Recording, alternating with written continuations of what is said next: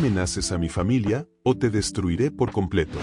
Esto ocurrió hace mucho tiempo, y aún hoy, al recordarlo, me llena de rabia. Es mi primera vez contando algo así y probablemente me extienda bastante, pero hay una buena razón para ello. Para que me entiendas mejor, vamos a retroceder en el tiempo. Puedes llamarme Daisy. Me gradué como ingeniera mecánica a mediados de los años 80 y para los años 90 trabajaba en la industria textil en un pequeño país africano. Allí comenzó todo. La historia incluye a varios personajes: Ed, un consultor con autoridad total, y los villanos, Bob, Nove y Bon. Antes de que sigas, te recomiendo que te tomes un descanso, te prepares un café, un té, un batido, o lo que prefieras, porque esto va para largo. Yo formaba parte de un equipo de gestión contratado por una ONG, organización no gubernamental, financiada por la Mancomunidad de Naciones y el Fondo Monetario Internacional, con el objetivo de levantar una industria que fuera viable y generara empleo intensivo para este país. Y al principio, era un trabajo soñado. Teníamos alojamiento de lujo en una aldea segura que incluía canchas de tenis, piscina, casa de huéspedes, y mi contrato venía con beneficios increíbles: electricidad, agua y teléfono gratuitos. En esa época no había banda ancha, usabas el teléfono fijo para conectarte, educación privada sin costo para mis 3 hijos, un estipendio mensual, no salario. Excelente pensión y seguro médico privado de nivel oro. Había un detalle: mi esposo no podía tener un empleo fijo. Solo podía trabajar como consultor. Esa era una condición legal para poder otorgarme el permiso laboral y de residencia. Yo era el único sustento de la familia. Aún así, tenía el respeto del equipo de gestión y de los empleados. Amaba a la gente de esa nación. Su cultura, su calidez, sus ganas de aprender. La mayoría de los trabajadores eran analfabetos cuando comenzaron. Ayudé a establecer escuelas para mejorar sus habilidades, tanto en inglés como en su idioma oficial local. Cada mañana me despertaba con ilusión, con energía para afrontar los desafíos.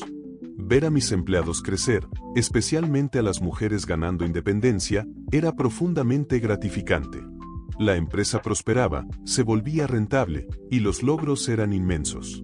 Como parte del acuerdo con los organismos que nos financiaban, cuando la empresa se volvió rentable debía venderse como una operación en marcha a inversores locales.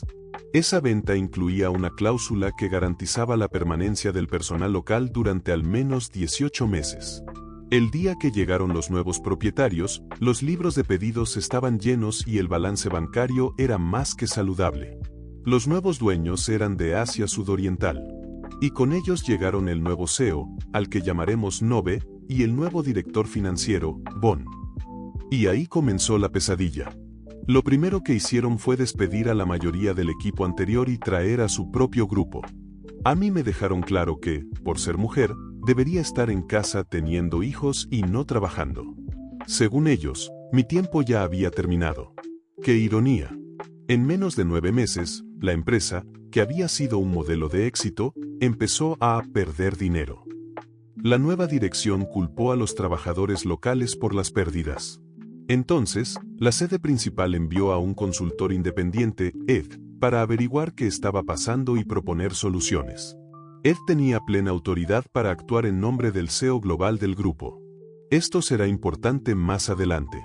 Mientras tanto, yo tuve que ausentarme por motivos médicos durante 8 semanas. Y durante ese tiempo, sin previo aviso, el CEO eliminó mis beneficios, quitaron la educación privada gratuita, dejaron de pagar los servicios básicos y la asignación de alimentos, pero no ajustaron mi compensación.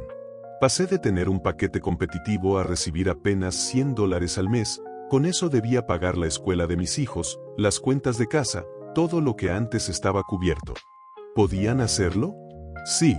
La nueva gestión tenía el derecho legal, ya que firmamos un nuevo contrato al ser adquiridos por los nuevos dueños. Ser una trabajadora expatriada significaba que la empresa controlaba tu permiso de trabajo y de residencia. Ellos decidían si podías vivir o no en el país. Me quejé formalmente, y me amenazaron: si no me gustaba, le informarían al gobierno que yo había sido despedida por no estar calificada. Eso significaba que en 48 horas debía abandonar el país, sin apoyo, sin posibilidad de llevarme mis cosas, con las cuentas bancarias congeladas y hasta con antecedentes policiales. Mi familia lo perdería todo. Seríamos desterrados y arruinados. Cuando regresé al trabajo, me habían degradado. Mi puesto ahora lo ocupaba un hombre del nuevo equipo. Él era el nuevo jefe de ingeniería y mantenimiento. Fui a presentarme. Lo llamaré Bob. Bob se negó a darme la mano.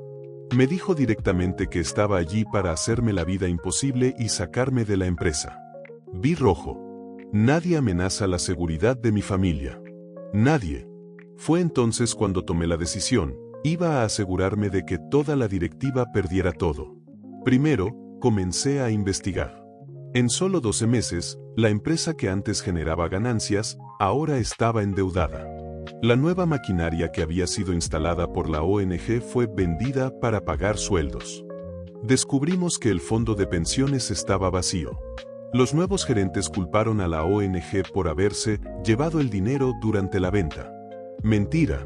Además, de forma misteriosa, los nuevos directivos habían traído a sus familias extendidas. Sus hijos mayores estudiaban en universidades de élite en Sudáfrica o Reino Unido. Los menores, en colegios privados. Tenían choferes, personal doméstico, y todo eso se cargaba como pérdidas de la empresa. Y para rematar, descubrí que el título de doctorado de mi nuevo jefe era falso. Y aún peor, trataban a los empleados locales como basura. Ya había tenido suficiente. Era hora de poner a estos idiotas en su lugar. Etapa 1. Desenmascarar a Bob. Le conté todo a Ed. Le mostré la transcripción de mi llamada a la universidad donde Bob afirmaba haber obtenido su doctorado. Era falsa.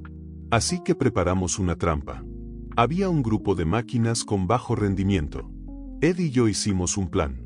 En la siguiente reunión, entré tarde y guardé silencio hasta que Ed me pidió participar. Queríamos que Bob hablara sin filtros.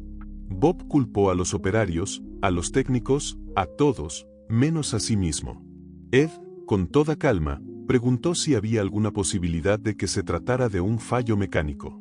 Bob lo negó rotundamente. Entonces Ed me pidió mi opinión.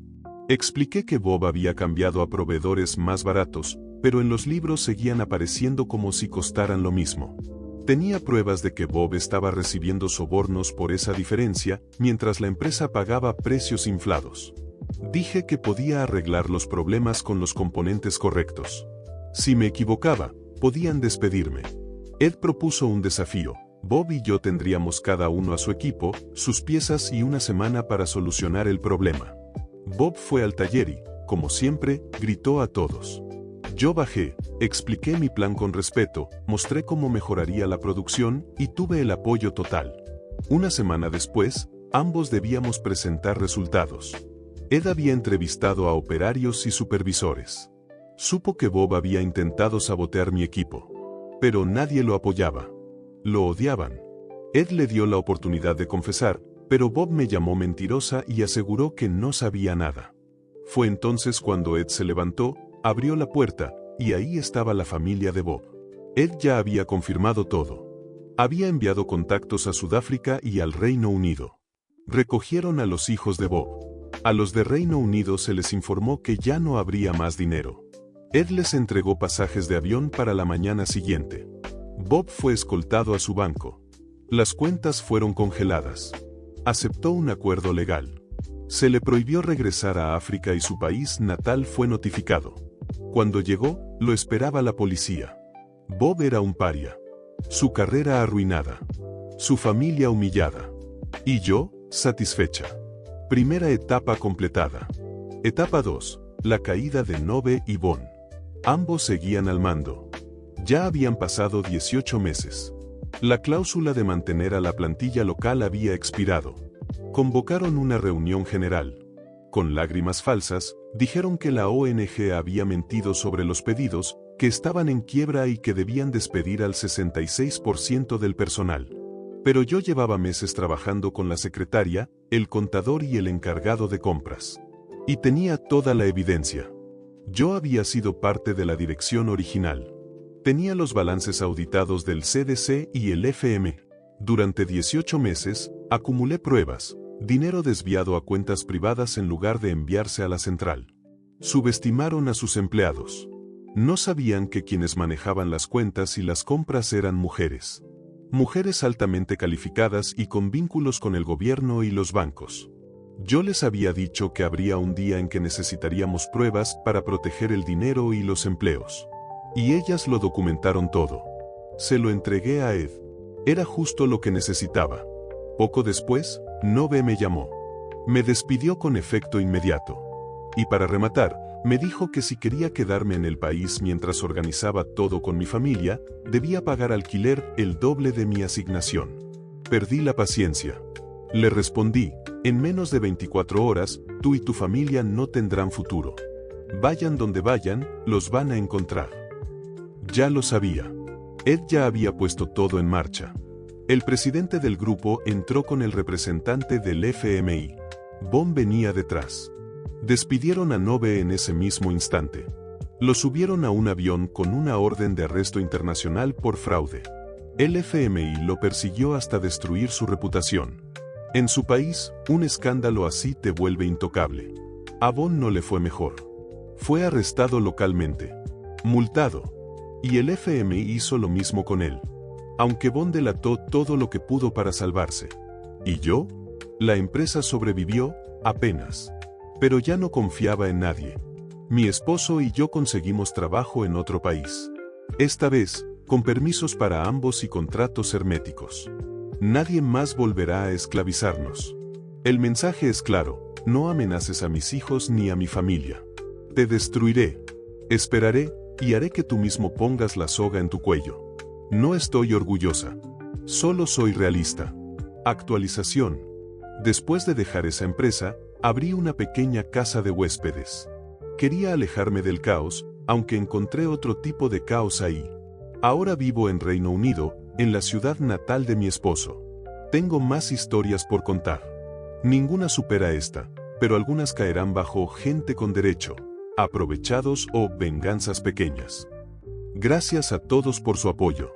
De verdad. Abrazo fuerte.